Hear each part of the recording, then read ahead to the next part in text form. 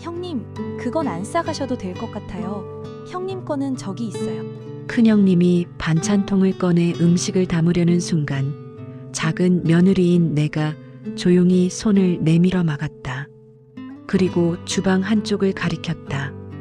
아직 손도 대지 않은 고기와 채소, 밀가루 같은 음식 재료들이 그대로 놓여 있었다. 큰형님의 얼굴이 굳었다. 옆에 서 있던 큰아주버님도 아무 말 없이 상황을 지켜보고 있었다. 부엌 공기가 눈에 띄게 무거워졌다.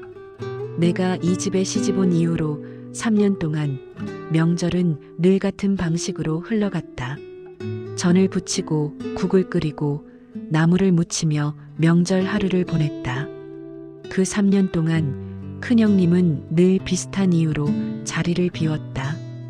음식 준비가 한창일 때면 갑자기 약속이 생겼다고 했고 어떤 날은 미용실 예약이 있다며 연락이 닿지 않았다. 이유는 매번 달랐지만 결과는 같았다. 음식 준비가 끝날 때까지 큰형님은 늘 없었다. 그리고 늘 밥상이 거의 다 차려질 즈음이면 현관문 소리가 났다. 큰형님은 그때 나타났다.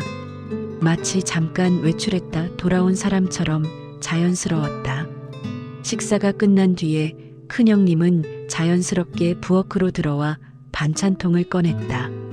전이며 나물이며 갈비까지 망설임 없이 담기 시작했다. 3년 동안 단 한 번도 달라진 적이 없었다. 그날도 그렇게 넘어갈 수 있었을지도 모른다.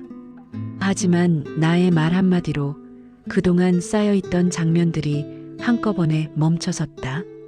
그때 시어머니가 부엌으로 들어오셨다. 한동안 아무 말 없이 상황을 바라보시던 시어머니는 조용하지만 분명한 목소리로 입을 여셨다.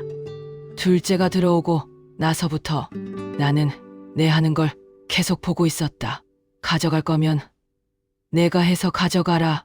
큰형님도 옆에 서 있던 큰아주버님도 아무 말 없이 서 있었다. 두 사람 모두 시선을 피한 채 어쩔 줄을 몰라 하는 표정이었다. 그 말에 더 이상 이어지는 말은 없었다.